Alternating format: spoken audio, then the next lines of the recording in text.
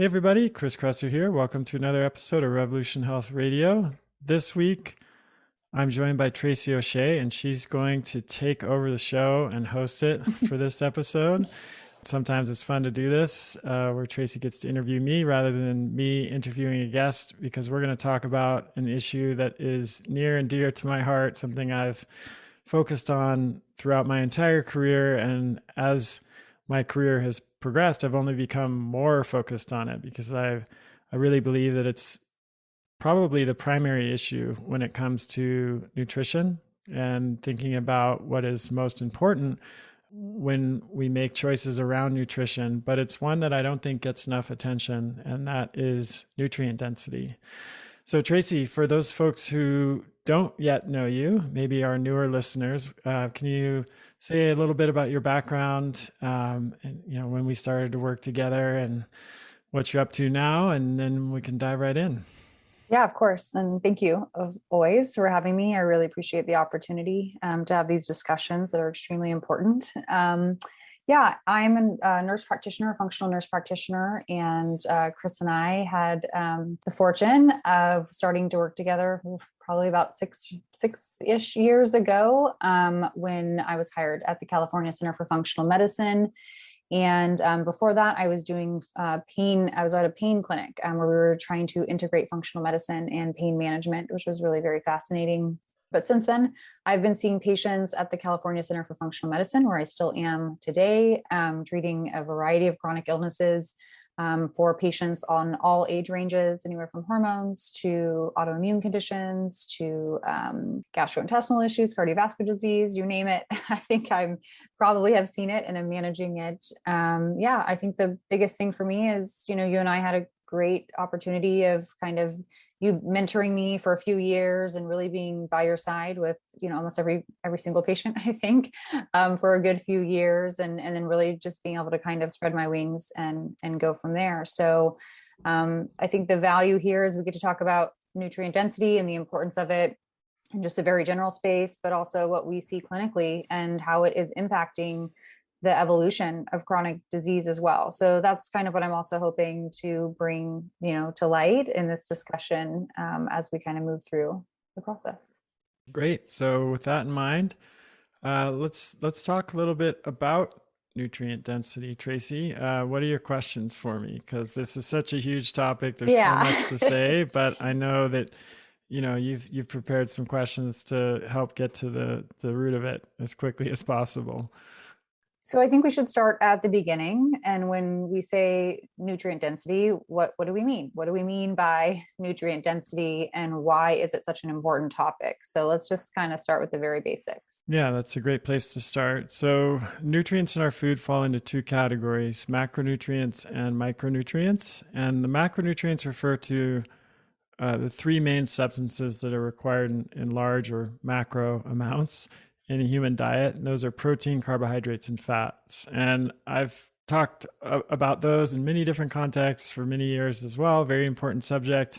But the focus of this podcast specifically, and of nutrient density in general, is on micronutrients, which are the vitamins, minerals, and other compounds that are required by the body in small or micro amounts for normal physiological function. And when we talk about nutrient density, what we're talking about is the concentration of those micronutrients, as well as amino acids, which are the building blocks of protein in a given food. Carbohydrates and fat are important, of course, but those macronutrients can actually be partially synthesized by the body, at least for a limited amount of time, if dietary intake is insufficient. An exception to that is the omega-6 and omega-3 fatty acids, which we can only get through food. But it is possible to survive without carbohydrates and fats, whereas it is not possible to survive without essential amino acids and micronutrients. So that's what the term nutrient density refers to. I should say that there is the way that nutrient density is thought of in the conventional world is slightly different than the way that we think about it, Tracy, in the functional and ancestral health communities. So in the conventional world, nutrient dense foods are defined as those that are high in nutrients, but low in calories and saturated fat. So, in other words, if a food has a lot of nutrients, but it also has saturated fat or is higher in calories, it will be penalized in a conventional nutrient density scale. Whereas in the functional and ancestral health world, we recognize that certain foods that are very nutrient dense, like some animal products, meat, vegetables, nuts and seeds, etc., can also be higher in calories. And that's not a reason not to eat them and not to consider them to be nutrient dense foods. So we can come back to that later when we start talking about some of the nutrient density scales. But I don't think that food should necessarily be penalized on the nutrient density scale if they have some amount of saturated fat or are, you know, slightly higher in calories. Yeah, I think that is a really good point to make. We know that there's a lot of misinformation. It's really confusing. There's a lot of nuance to deciding how and what foods to eat. And just the basic level of information can be a little misleading to a lot of people. So, you know, the other, I think, question that comes to mind for me is how big of a problem is nutrient density? Like, how common is it? Where are we seeing it? And in what populations specifically do we need to be concerned about? Well, it's shockingly common, unfortunately.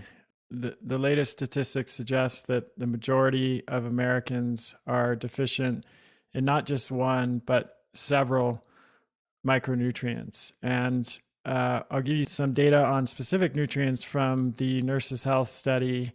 100% of Americans don't get enough potassium, 94% don't get enough vitamin D, 92% choline, 89% vitamin E, 67% vitamin K, 52% magnesium, 44% calcium, 43% vitamin A, and 39% vitamin C. So right It might there, be easier to just say the yeah, but opposite, right? Yeah. most Americans are probably not getting enough of many essential Yes. micronutrients. And as shocking as those numbers are, I think they're even still underestimates of the true prevalence of micronutrient deficiency for a couple different reasons. Number one, these numbers that I just provided are based on the RDA, or Recommended Dietary Allowance, and the RDA was originally created around World War II, and it was used as a way of defining the level of nutrient intake that a soldier would need to avoid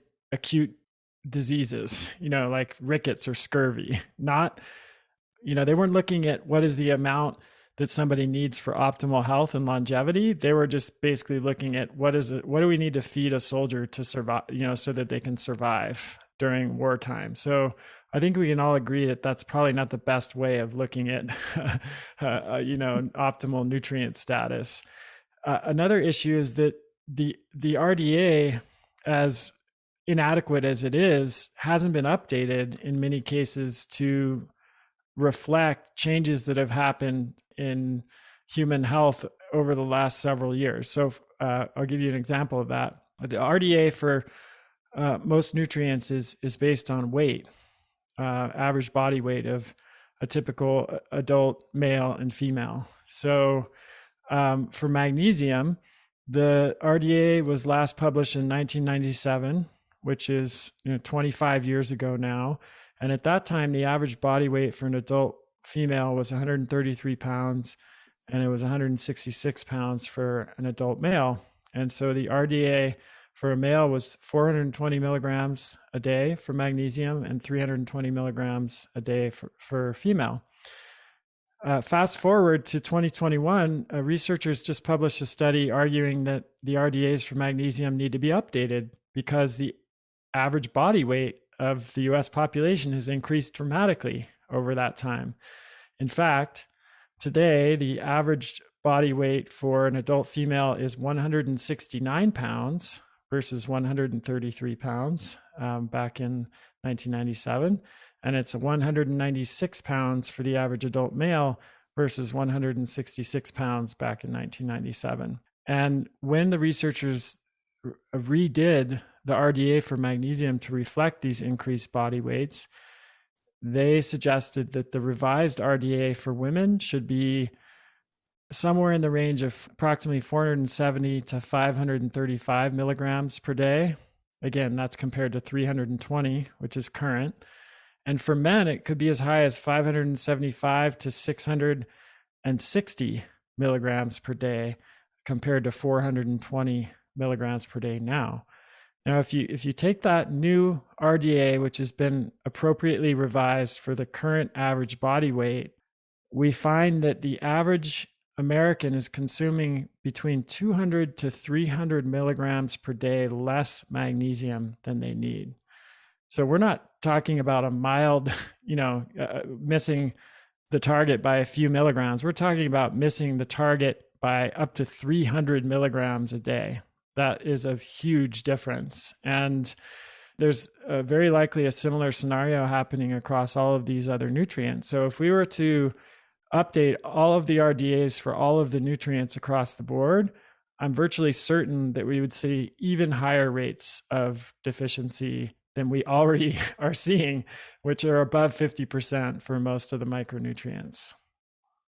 Yeah, I mean, there's so much to say about the inefficiencies of the system, but that's not what this is about. So I will stay focused on the questions at hand. But why, I guess. I mean, let's say someone is doing their best and eating a healthy diet and getting their, all the servings of fruits and vegetables, and they're feeling like they're pretty good. And then they come into the clinic and they do have some underlying issues, and boom, their labs pop up and there's just a litany, like a bunch of different deficiencies in these micronutrients that we're testing. And they're very surprised because they think that they've been doing what they've been told as far as eating a healthy diet. So where's the disconnect here? Why are we seeing these nutrient deficiencies, even in people that are putting their best foot forward?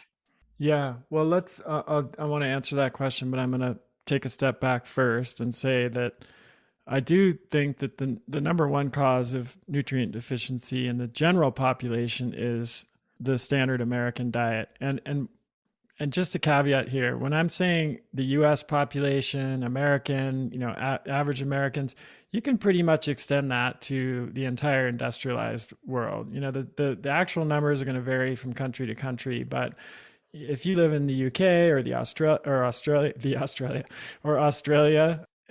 Canada, any other industrialized country, we're looking at probably pretty similar statistics. Of course, I live in the US. I have access to more US based statistics, so I use those more frequently. But I think what we're talking about here, Tracy, applies to everybody living in the industrialized world. So I think it's clear that the number one reason for this is that people are primarily eating food that is devoid of nutrients. That's the simplest way of putting it. 60% of the calories the average American consumes now come from highly processed, ultra processed is the word that they use in studies now, ultra processed and refined foods. So we're talking about crackers, cookies, cakes, basically products that are made with flour, sugar, and seed oils. And those foods have almost no nutrients at all. And so when 60% of the calories that you eat come from foods that have no nutrients, you're going to be nutrient deficient. There's really no way around that. And so that's the number one cause. But we know that many of the people listening to this show are not people who are consuming that kind of food, at least on a regular basis. And so I don't want people to get the idea like, hey, I don't eat a standard American diet, therefore I'm fine when it comes to nutrient status. Tracy, you and I have tested virtually every patient that has walked through the clinic door for the last, in my case, almost 15 years, and the last 6 or 7 years that we've been working together. And I'm hard pressed to remember even a single patient that was like all of their nutrients were at or above the level that we wanted them to be. Well, yeah, very rare and surprising and exciting when it happens. And I would say most often when that does happen, there's some other explanation, to be honest, of why their nutrient levels are so good. Yeah. And that's It's disappointing, right? Because our Yeah. patients are following, generally are people who are highly educated and highly motivated when it comes to nutrition and health. So they're doing the right things. They're following a paleo or ancestral type of diet, or, some kind of other, nutrient dense whole foods based approach. And they're paying attention to what they eat, and they're trying to do the right things. But there are several reasons why, even people who are paying attention to this and doing all of those right things are still struggling with nutrient status. So one of them is changes in the soil that have reduced the availability of nutrients in soil to the plants that grow in that soil. So, I'm not a soil scientist, but I've spoken to several. And so I'm going to give you my best understanding of why this is. It's not that the nutrients are no longer present in the soil, it's that there have been changes to the biome of the soil that make those nutrients more difficult for the plants to extract. So it's very similar in some ways to like when we talk about changes to our own gut microbiome and how that affects our own ability to absorb nutrients from food. It's kind of the same thing. We've messed up the biome of the soil with our industrialized agriculture, chemical pesticides, fertilizers, monocropping, all of the things that we have done to the soil over the last 100 years in particular have changed the biome of the soil in a way that makes nutrients less available to plants. And I've read a number of different studies on this, and one of the most common examples that I've seen offered is that if we want to get the same nutrients from a single orange that our grandparents might have eaten in their time, when they were young, we would have to eat 8 oranges today. So again, we are not talking about small differences. We're talking about pretty massive differences. Going back to magnesium, there are studies that have shown that declines of magnesium in soils in the US in the range of, it's about 25% decrease in vegetables, 17% in fruit, 15% in meat, and 26% in dairy products. In the UK, that decline was closer to 35%. And this is just in the past, since around the 1940s. And those numbers that I just gave you were published more than 30 years ago. So it's almost certain that by now, especially because we've just intensified all of the industrial agriculture during that last 30-year period, the decline in nutrient levels is even more significant. So that's one major factor. And it's one that unfortunately it's very difficult for individual people to do much about, right? Because soil quality is something that is not an individual problem. It's a society-wide problem. Another issue is a shift, and this is related, of course, but a shift to a global rather than a local food system. So we know that nutrient levels in produce begin to decline as soon as a food is harvested. And when produce is harvested and it doesn't have access to light, photosynthesis is impaired, and you start to see nutrient levels decline right away. So if you eat a carrot that's been shipped 1,900 miles before you consume it, which is the average distance that a carrot is shipped before someone eats it, that carrot will have far lower nutrient levels than a carrot that you buy at the farmer's market or that you even grow on your own land, if you're fortunate to be able to do that. Even when we're eating really healthy food, even if the soil is good, if that food has been transported for a long distance, stored in a dark truck, and then stored in a dark warehouse before it ends up on the shelf, in the produce section of your local store, you're going to have lower nutrient levels in that food. And then the same is, or a similar phenomenon is true with the shift to industrial animal production. So cows that are raised in the factory farm kind of environment have lower levels of many nutrients than pasture raised cows. And wild caught fish can often have higher levels of nutrients than farm raised fish. So you see a similar situation in animal products as you do with produce. And then you have an increase in toxins in the environment, like heavy metals and glyphosate. Those toxins can bind to nutrients and decrease their bioavailability. You've got greater numbers of people following restricted diets and doing intermittent fasting, which of course can be beneficial in many different ways. But Tracy, I think you and I have both seen this where, if somebody reduces their food intake to a 6-hour window, almost always they're going to be consuming less food overall, fewer calories overall. And when you're eating fewer meals and fewer calories, you're just getting less nutrients. It's kind of a dark side, I guess, if you will, of intermittent fasting that's not talked about very often.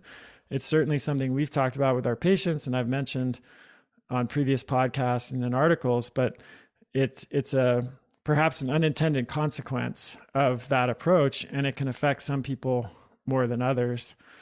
I think it can go for any restrictive diet, not just, pulling your time window in, but, these therapeutic restrictive diets that started off with good intentions, low FODMAPs, low fermentation potential, ketogenic, like there are legitimate reasons why some of those are prescribed, but sometimes people are on them for way too long, or they lose contact with who told them to, or they read an article and they just haven't ever resumed back to kind of more robust diet full of variety. So I think that's also the other side of that, is just narrowing what you can eat or what you think you should eat down so far that you really then are not getting any variety.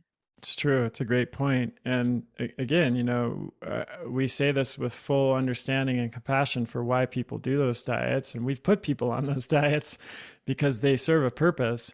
But we always encourage people to get back to as complete of a diet as possible within the ancestral template because of this issue, among others. But we know that there is potential for nutrient deficiencies if you follow something like low FODMAP or AIP for an extended period of time. And what we're talking about now highlights that in a big way. A few other causes would be over-the-counter and prescription medications that deplete key nutrients or affect nutrient bioavailability. So metformin and B vitamins is a great example. Metformin, as I'm sure many people know, is a drug that's used to lower blood sugar, and it can decrease levels of B12 and folate. And we've seen this over and over in patients that we've treated that take metformin. But there are many, many other examples of drugs that deplete key nutrients or make it harder to absorb those nutrients. And unfortunately, most physicians or clinicians that prescribe those medications are not fully aware of the research on how those drugs affect nutrient levels, and don't adequately inform their patients about it. And then the patients are not told to supplement or do anything to compensate for that reduction in nutrient levels. At least that's been our experience. When we identify this in a patient that's been taking a medication, they often tell us that they weren't advised at all by their prescribing clinician that this could be an issue. And they were quite surprised and disappointed to learn that. There's been a pretty dramatic increase in chronic disease over the past 50 years. Now, 6 in 10 Americans have a chronic disease, and 4 in 10 have multiple chronic diseases. And this is a double whammy effect where having a chronic disease both increases the demand for nutrients because the stress of the disease itself depletes nutrients. So we need more of a nutrient than someone who doesn't have a chronic disease would need. And then it also reduces the absorption of nutrients. So you get hit on both sides when you have a chronic disease. And then the last factor, at least the last one I'm going to talk about because I've been going on for a long time, is an epidemic of chronic stress. So we know that through several different studies that chronic stress increases nutrient demand, and it also depletes nutrients that we have stored in the body. And so when you put all of these factors together, it's almost a wonder that we're doing as well as we are, given that almost everyone is subject to at least one, if not several, or even all of those. Many people are subject to almost all of those factors. So it's really this is why, Tracy, as you know, I've just been so passionate about this issue, and I've spent so much time thinking about it and paying attention to it, because it's pretty clear to me that if we agree to the premise that micronutrients are the fuel for the body, which is pretty clear based on just our understanding of physiology, and we look at the statistics indicating that even if we use the inadequate RDA, most people are deficient in not just one, but several micronutrients. And then we understand that if we updated the RDA to reflect our current status, our current average body weight and just current status in terms of soil quality and, all of the other factors I just mentioned, then I think we're dealing with a pretty severe epidemic of nutrient deficiencies, and one that's completely under-recognized and not really a subject of conversation at all in the conventional medical world, and not even as much in the functional medicine world or ancestral health space as I think it should be. Yeah, I mean, it's, is it being given enough attention? That's, I think, a very legitimate question. I think we all kind of know that it's there, but really, are we talking about it loud enough, which is why we're here. So, we've talked about the RDA and some of the fallacies with that, and, some of the reasons why nutrient density exists, even with best intentions. So, if we had to maybe narrow it down to some of the key nutrients that we think most people are deficient in or most likely to be deficient in, do you have like a handful that you think really come to mind when we're trying to address the ones that are most common? Yeah, well, again, according to the NHANES data, it was the highest on the list were potassium, vitamin D, choline, vitamin E, vitamin K, and magnesium. I think vitamin A, if you consider retinol, the preformed active form of vitamin A, separately from beta carotene or the vitamin A precursors, I think that would certainly be higher on the list. I think zinc, even though zinc doesn't turn up in this NHANES data, we very regularly see patients that are low in zinc, and I think there are some reasons why zinc didn't turn up there in the NHANES data, but almost certainly it's an issue for many people. That's one of the many nutrients that's affected significantly by the form and the bioavailability. So if someone is eating on paper adequate amounts of zinc, but most of the zinc is coming from plant foods, for example, that form is much less bioavailable than the zinc that is found in animal products. And so even if they're eating enough on paper, they're not actually absorbing that amount.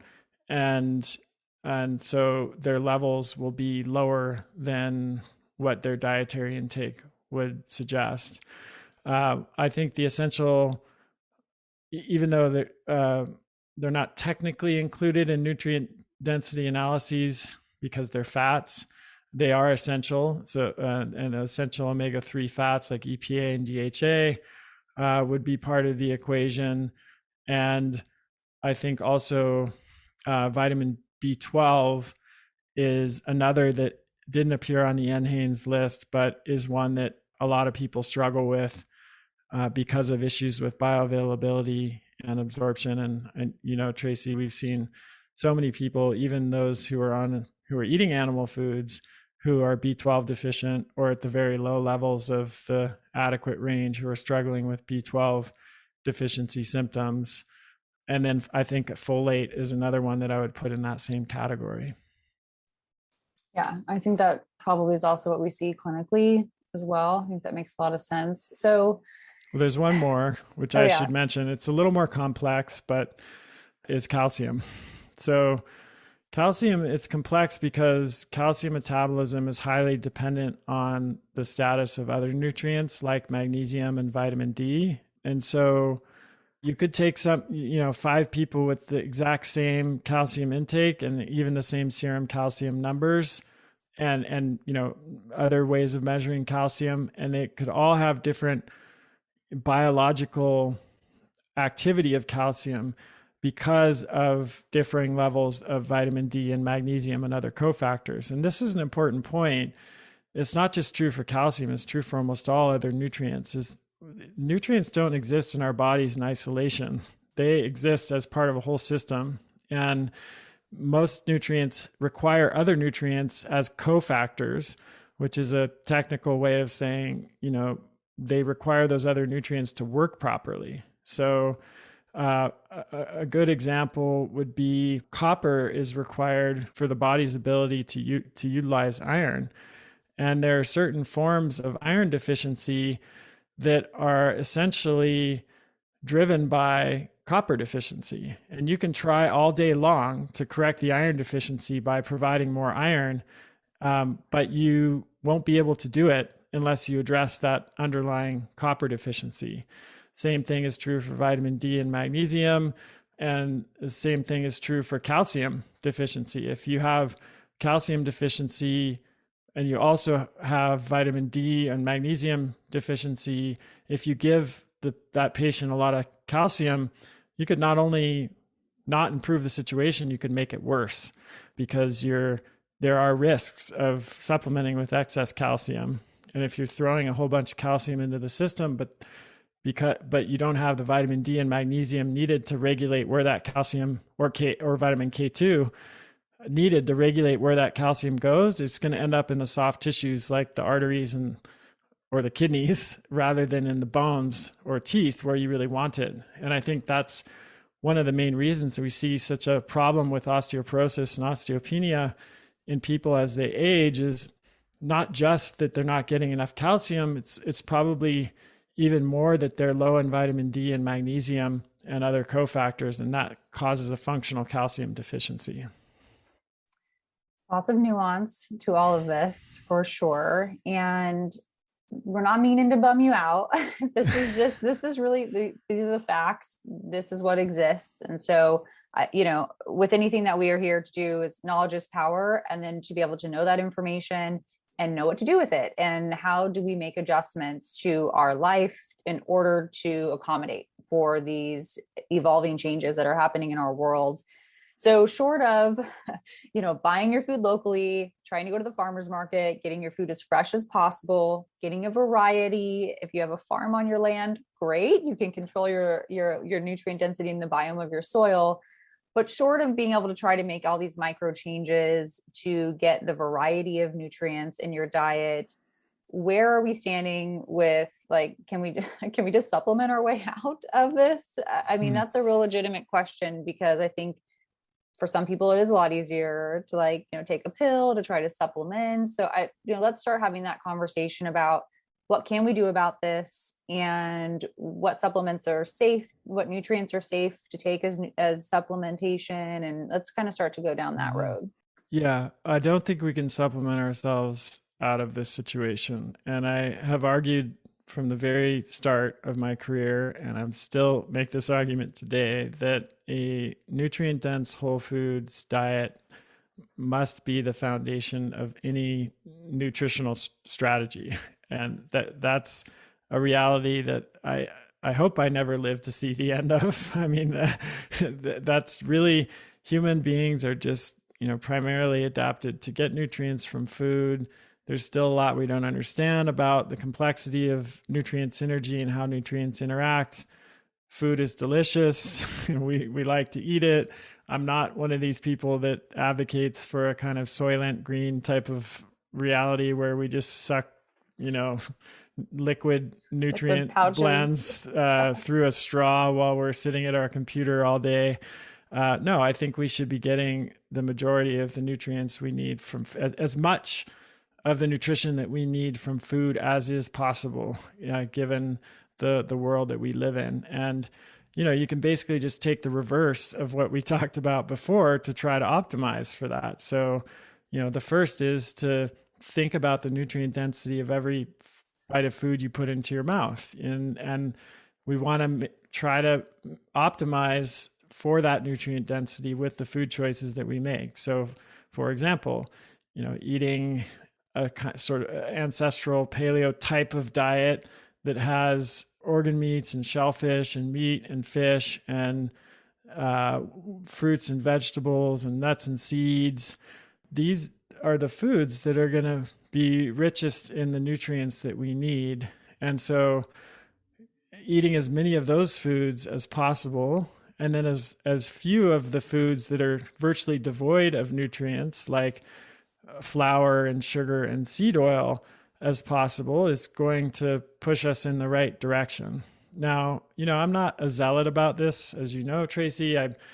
I believe in balance and the 80-20 rule that I argued for in my first book, where there is a social component to eating, and it's important to think about pleasure when it comes to food, and having desserts or occasional piece of bread or gluten-free bread if you have to, or whatever, is not, I don't think, going to make an enormous difference in health outcomes for most people.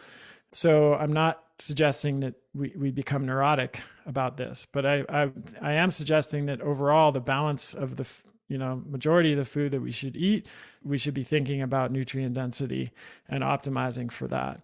And then, as you mentioned, within that template, there are further things that we can do, like try to eat as many of those foods from a local source as possible, because, as I explained, the longer the food is shipped, the lower the nutrient value will be.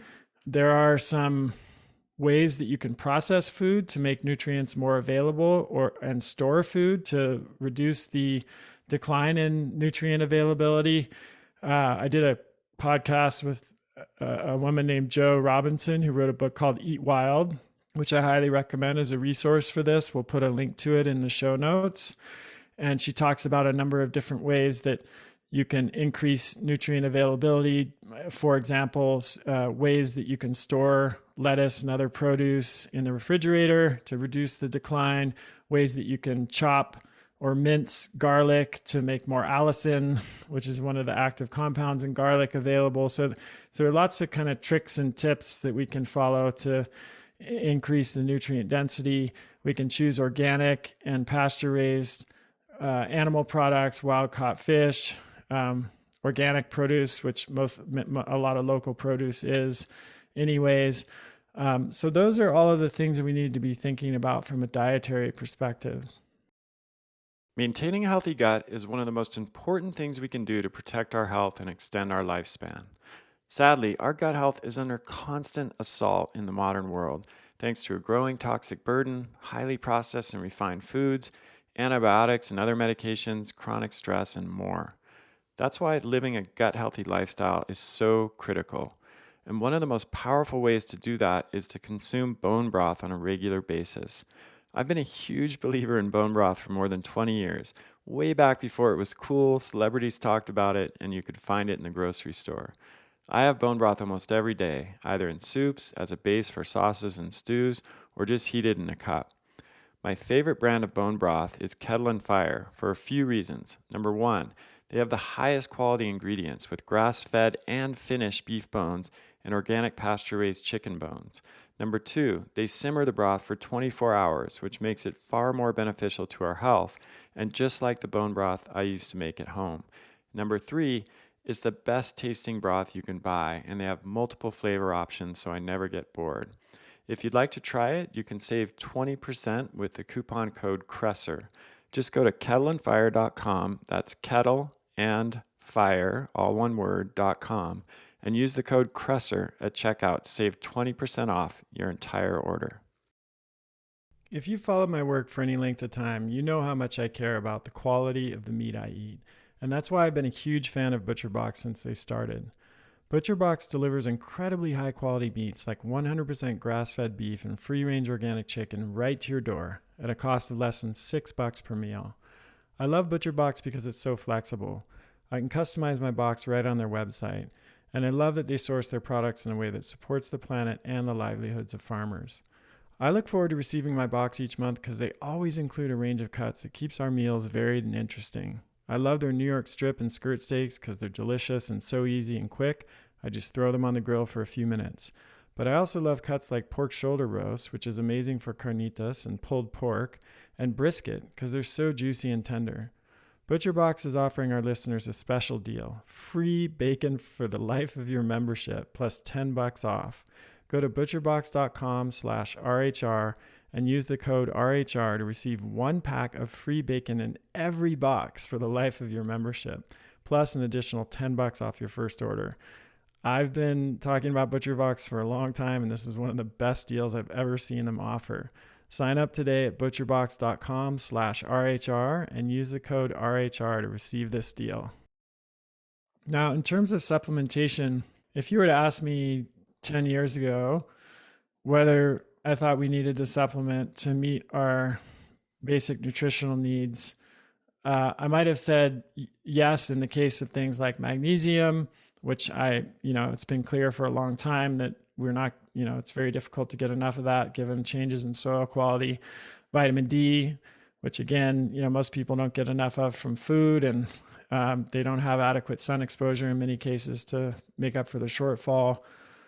But I think at that time still really hoped that it was possible for most of us to meet all of our optimal nutrition needs through diet alone without supplementation. And that's something I've changed my mind about over the last several years. And the reason that I've changed my mind is, as you know, Tracy, is clinical experience. Number one, just seeing so many patients who have suboptimal levels of multiple nutrients. And when we correct those deficiencies, the patient feels a lot better. The markers on their blood panels change, their health status changes, and everything starts working better. And then, of course, my ongoing research in this area, which has been 15 years plus now, and you can't unlearn what you've learned. So having seen what I've seen as a clinician, having seen what I've seen as a researcher, and connecting all of those dots together, understanding that, the statistics, as dramatic as they are likely far underreporting nutrient deficiencies, and seeing the changes that we've observed in patients after correcting those nutrient deficiencies. At this point, I think that most people probably do benefit from supplementation as a way of closing the nutrient gaps that the modern world has introduced. Yeah, I mean, I think that's a good point, and I like how you refer to it as this nutritional gap, because it really truly is that. And no matter how hard you work, sometimes and most often that still exists. And even in clinic, when we restored and corrected chronic illness, like there were still those lingering things, like where we tried to get people off of a supplement and they just couldn't maintain, those adequate levels. So, I mean, we've experimented with it. We did that quite often to try to see if someone could really maintain those levels on just their diet alone. So, which nutrients, I think at this point we can start talking about, Adapt Naturals and the new line of supplements that you have. And I want to talk a little bit about why you chose certain nutrients as part of this Core Plus bundle, and why the specific form of some of these are important. I think it would just be helpful to kind of have some insight into why you chose specific ones and why you think they're important together. Sure. Yeah. So as many of you podcast listeners have heard by now, I'm launching my own supplement line called Adapt Naturals in July. And we're beginning with a daily stack of 5 products, which we're calling the Core Plus bundle.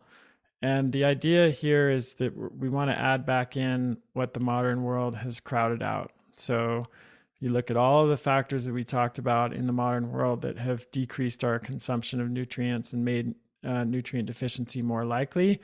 The question I sought out to answer with the development of this line is, how can we compensate for that? How can we close that nutrient gap and add back in those nutrients that all of those aspects of the modern lifestyle have squeezed out, and just give ourselves the confidence that we need to know that we're getting that all of our nutrient needs are being met. We're giving our bodies the fuel that they need to perform all of the functions that our bodies and brains and minds need to perform every day for optimal health and performance and longevity. And I wanted to give people a way of just setting it and forgetting it. It's hard. Earlier you said, Tracy, there's a lot of nuance and complexity here. And, we've only scratched the surface of that nuance and complexity. We haven't yet started to talk about all of the different forms of nutrients and nutrient synergy and bioavailability, which are really key concepts that affect our nutrient status. And, I've talked about those on other shows. And if we did that all in one show, it'd be 3 hour plus show. So we're trying to spare you of that. But it is complicated, and it's very easy for the average consumer or even the educated consumer to get overwhelmed because there's just so much information out there. A lot of it's contradictory or even misleading. And I've spent 15 years doing this research and treating hundreds of patients, and then training hundreds of practitioners and health coaches and getting feedback from all of those interactions. And I feel like I have a pretty good grasp now of what's really important and what truly works. And I wanted to have a way of, basically curating all of that research and clinical experience into a plan that people can just follow and feel confident in following, and not have to worry about, should I take this or what about that? And, because most people, as we know, Tracy, since we always ask people when they come to visit us for their first appointment in person prior to the COVID days, we'd ask them to bring in their supplements, and they would come in literally with shopping bags full of supplements. And then we asked them to go through each supplement and tell us when they started taking it, why they're taking it, and whether they even notice any difference from it. And usually the answers to those questions are, I don't remember, I'm not sure, and I'm not sure, respectively. And so people are taking all these supplements. They have no idea why they're taking them or if they're beneficial or even appropriate for them given their circumstances. So when I set out to create the Core Plus bundle, I was thinking, what are the nutrients that the majority of people are not getting enough of and need to thrive and are safe to take, pretty much regardless of where they're starting from. And so that was kind of the premise for me and the starting place. And what I came up with was 5 different products. So the first product is an ancestral multi.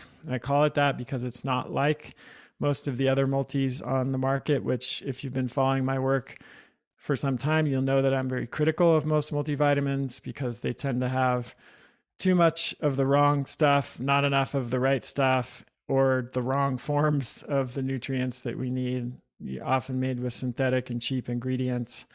BioAvail Multi is a multivitamin, multimineral, and a phytonutrient blend that draws on the principles of an ancestral diet to determine what the optimal amount of nutrients is, both from that ancestral perspective and a modern clinical research perspective.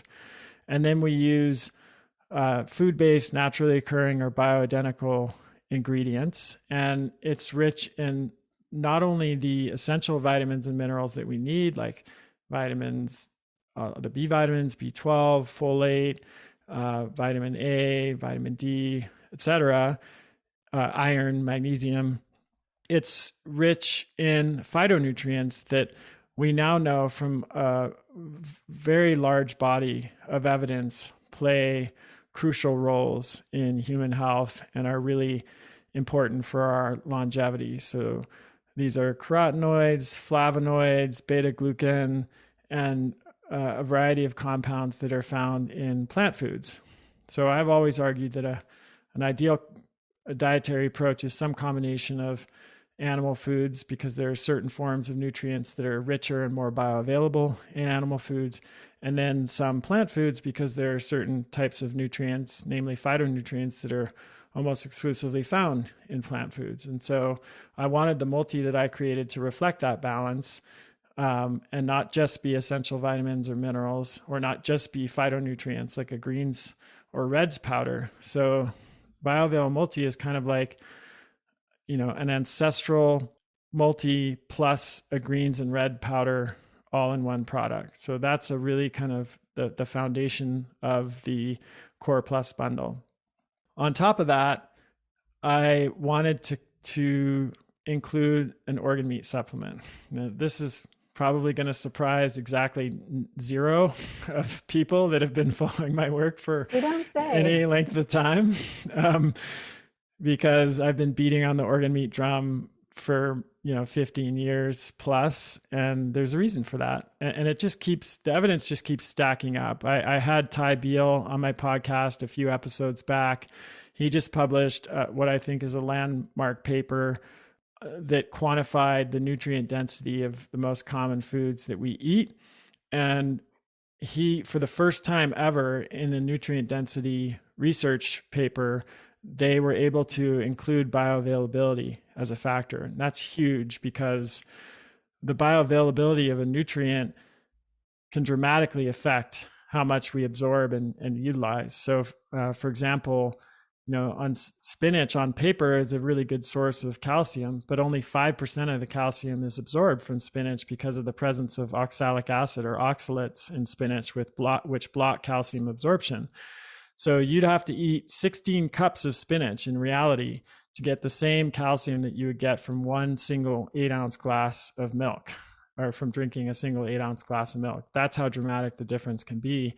And previous studies didn't consider bioavailability. They just looked at the amount of a nutrient on paper in a given food. So in Ty Beal's study, 4 out of the top 7 foods in terms of nutrient density were organ meats: liver, heart, kidney, and spleen. And they weren't just a little bit higher, they were a lot higher, even than other animal products, and certainly like over 100, and even in some cases several hundred times higher than foods like whole grains, for example, or refined grains. So organ meats are really ounce for ounce among the most nutrient dense foods that we can eat, and yet very few people eat them.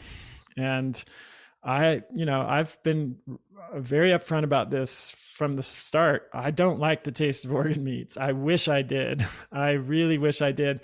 And I've, done so many different things to try to incorporate organ meats into my diet. And I, with varying levels of success and consistency over time.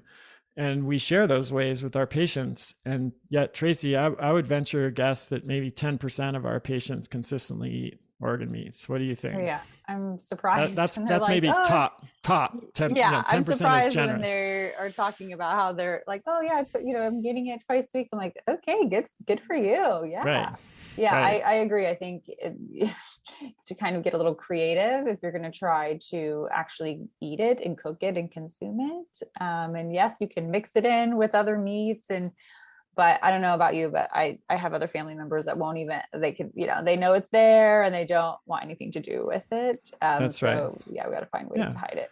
They're not part of our culture either. So that's another thing. If you go out to a restaurant, you eat a significant amount of foods in a restaurant, you're not going to be eating organ meats in general. And that's a shame, because as I just said, they are ounce for ounce the most nutrient dense foods we can eat. And so I wanted to create a way for people to easily get the benefit of eating organ meats without having to eat them.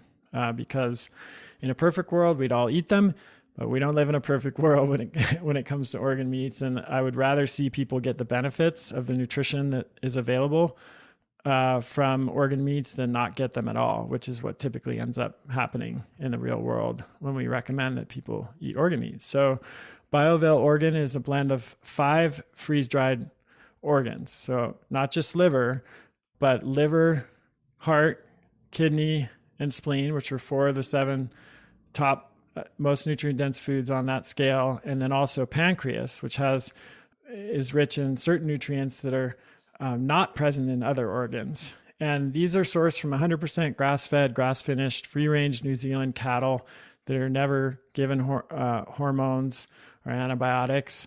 And taking this supplement on a daily basis is the equivalent to eating about 4 ounces of organ meat a week, which is about what I have recommended over time. The third product is, again, no surprise, magnesium. So there is some magnesium in the multi, but it's not enough to compensate for the extreme lack that most people are dealing with. Based on what we talked about earlier in the show, Tracy, most people are falling 200 to 300 milligrams a day short. I mean, that's an enormous amount. And if we were to put that much in the multi, it would have made the capsules way too big and, caused problems with the formulation. So we pulled this out as a separate product. And BioVel Mag contains 300 milligrams of magnesium, but it's in here's one of the most important parts. A lot of the forms of magnesium that you might see in typical supplements are like oxide or citrate, are not that well absorbed. And this is actually why those forms of magnesium are used as laxatives, is they draw water into the bowel because they're not absorbed very well. And a lot of that magnesium just gets excreted. And if anyone's taken too much magnesium oxide or too much magnesium citrate, they know exactly what I'm talking about. It can cause a lot of bloating and digestive upset and cause loose stools as well. So we use a chelated form of magnesium that's highly absorbable and is far less likely to cause those gastrointestinal side effects. And of course, magnesium is critical for physiological function. It's required for almost over 300 different enzymatic reactions in the body.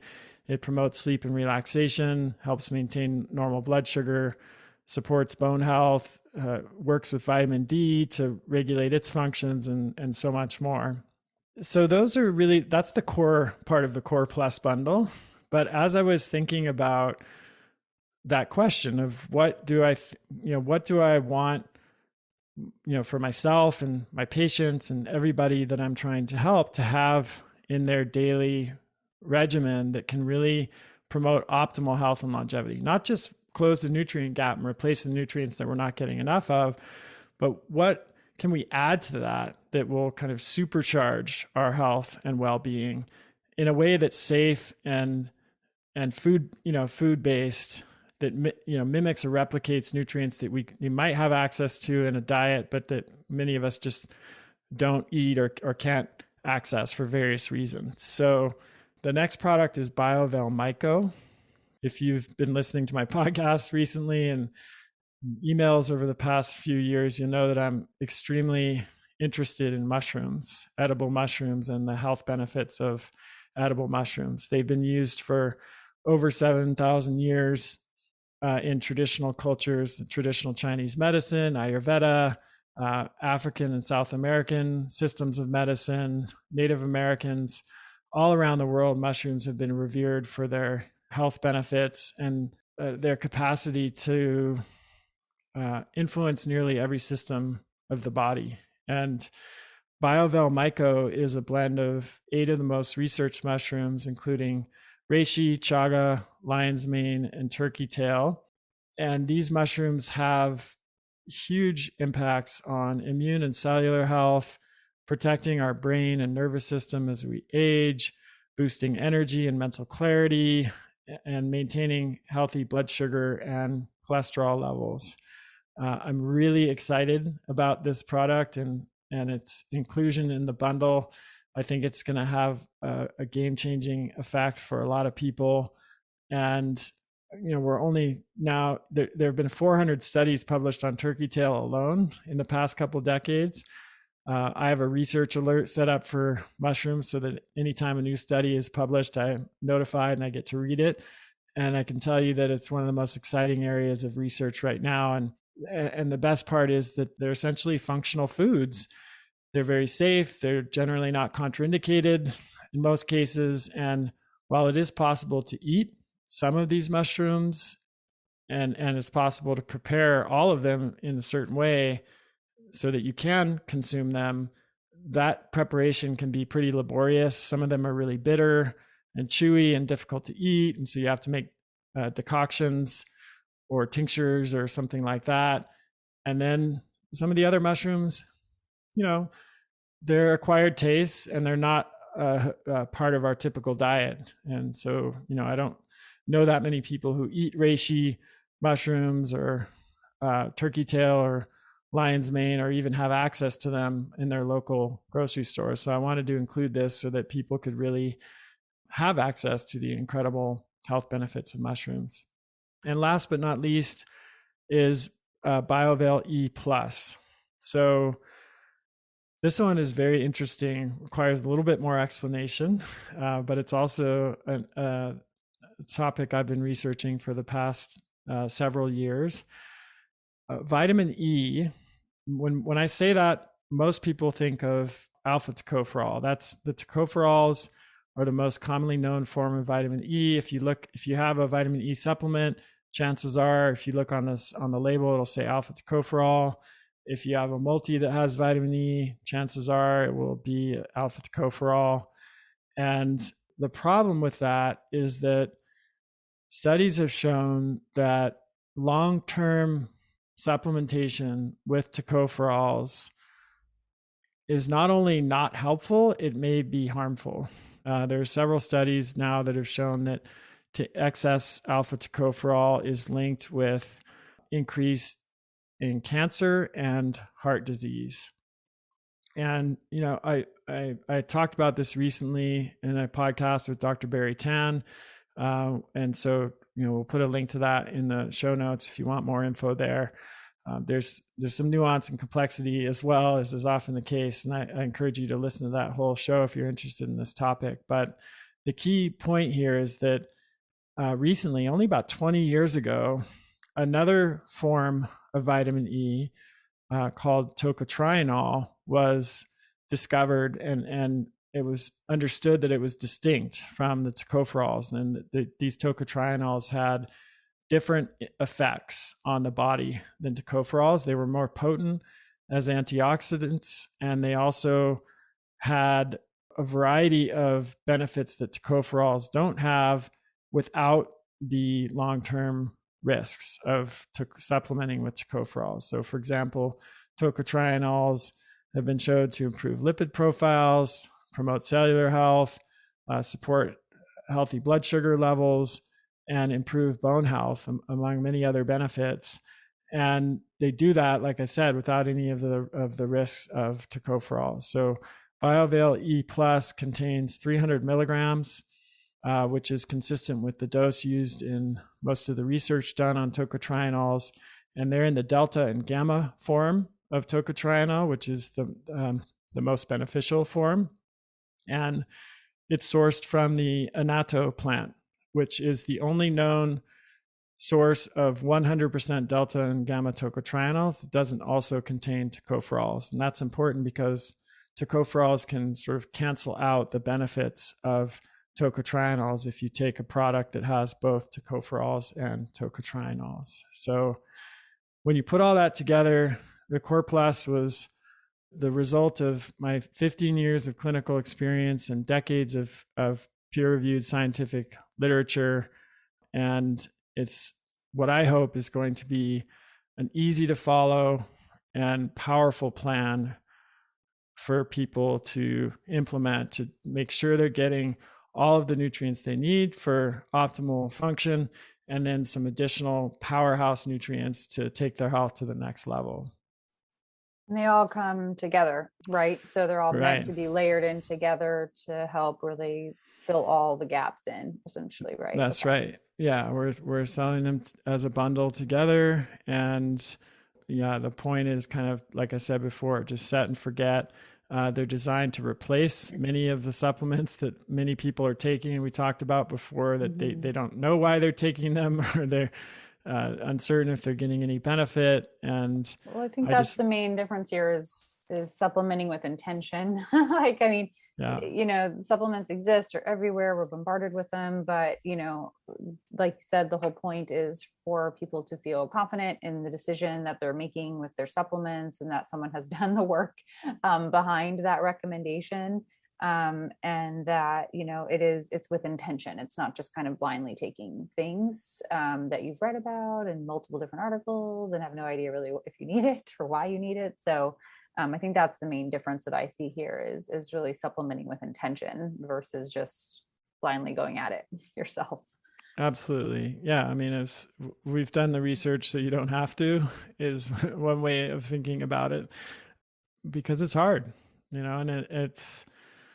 I've been doing this for a long time, and it's taken me a long time to get this clarity. And I hope it's value to folks who listen to the show and are looking for more of a plan and more a clear strategy and approach to their supplementation, so that they don't really have to continually be out there researching, thinking about it, and it can just follow a kind of process that we've used, Tracy, with hundreds of or thousands between us patients over a 15-year period that we know works, both from our clinical experience and from the published peer-reviewed scientific literature. So yeah, that's the Adapt Naturals Core Plus bundle.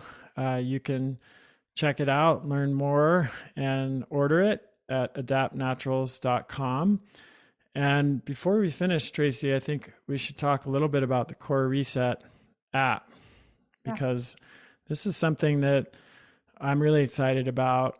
I mentioned earlier in the show that you can't supplement yourself out of this problem that we face in the modern world of nutrient depletion and frankly, declining health. And I've always been a big advocate of diet, lifestyle, and behavior change as the foundation for optimal health and longevity. And that's been reflected in everything that I've done, from launching, writing my 2 books and providing all the info we provide on our website and podcasts, and then training practitioners and also training health coaches. And so I wanted to, along with these supplements, I wanted to create a way to make it easy for people to improve their diet, lifestyle, and behavior. So we built an app.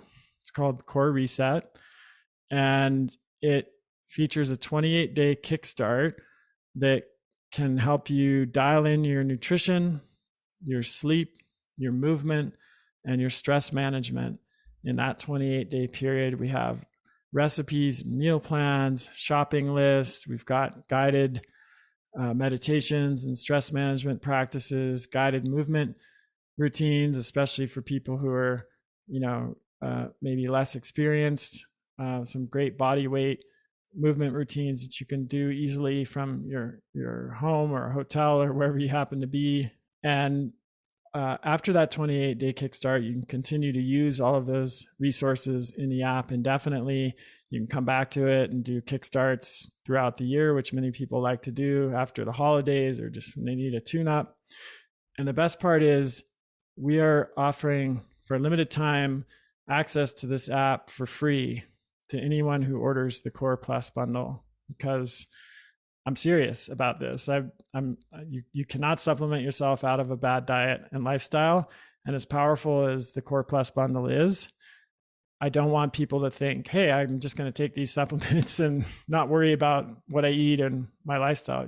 I don't do that. And I would rather see you just dial in, focus on your lifestyle and diet above all else, and not take the supplements if you had to make a choice.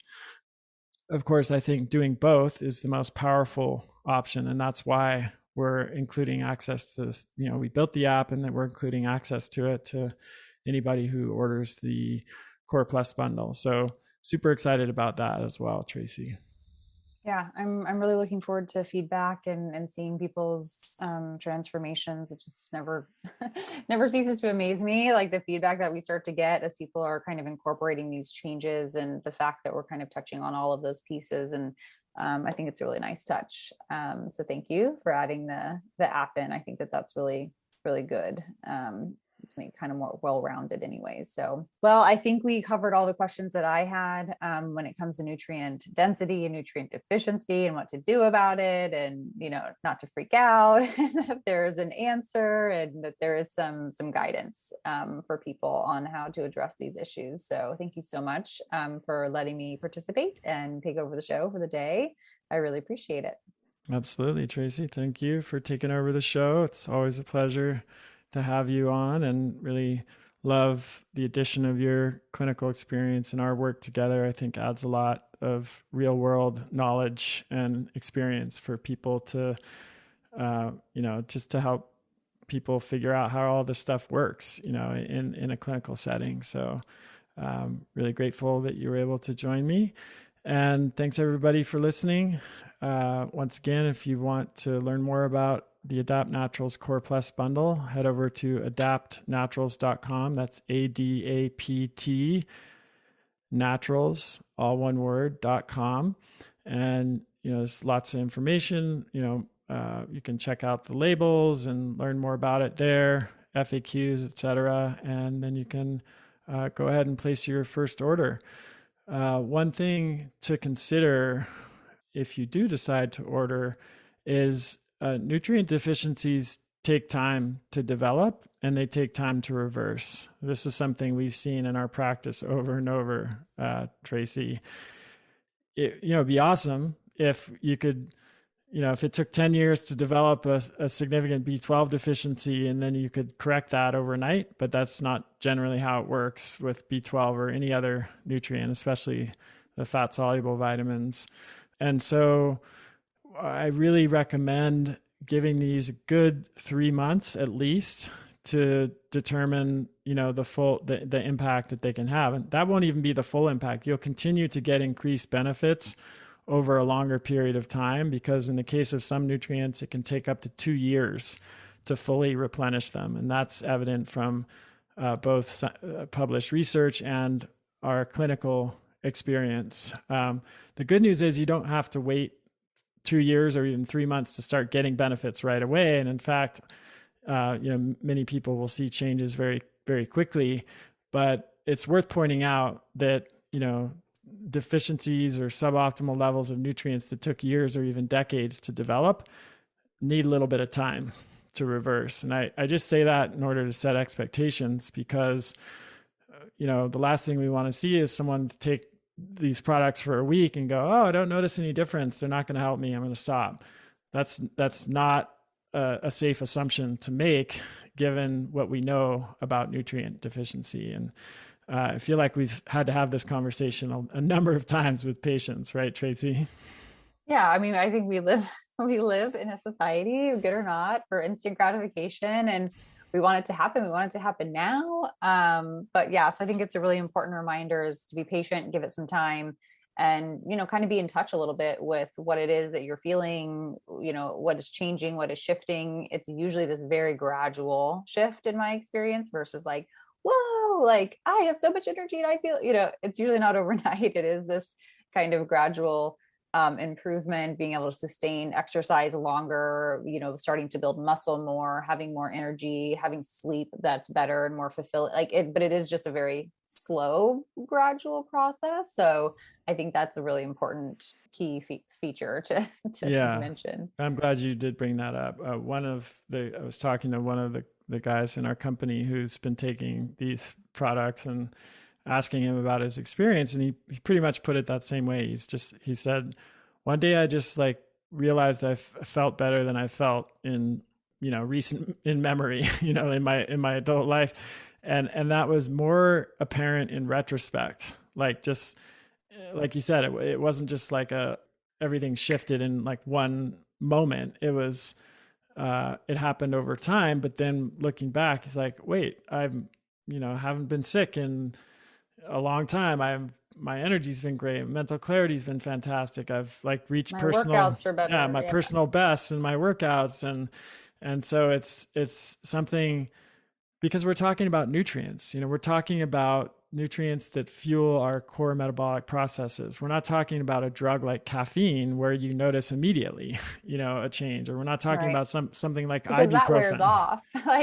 Well, yeah, it comes on quickly and it wears off, or ibuprofen, where you take it and you have a very distinct reduction in pain in a short period of time. That's not how micronutrients work. They work by changing systemic underlying processes, and those changes take time to develop. So yeah, just definitely worth thinking about if you're planning to order the products.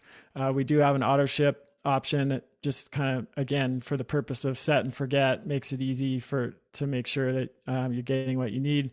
And, highly recommend giving it a good 3 month at least trial to see how much they can help you, and let us know how it goes. We definitely want to hear your feedback. And thanks again for your listening to the show. I hope you learned a lot about nutrient density and the importance of it, and some practical strategies for optimizing nutrient intake in your diet and through supplements. And yeah, keep sending your questions in to chriskresser.com/podcast question, and we'll see you next time. When I find a company that I love and I think you'll love, I do my best to support it and help it grow.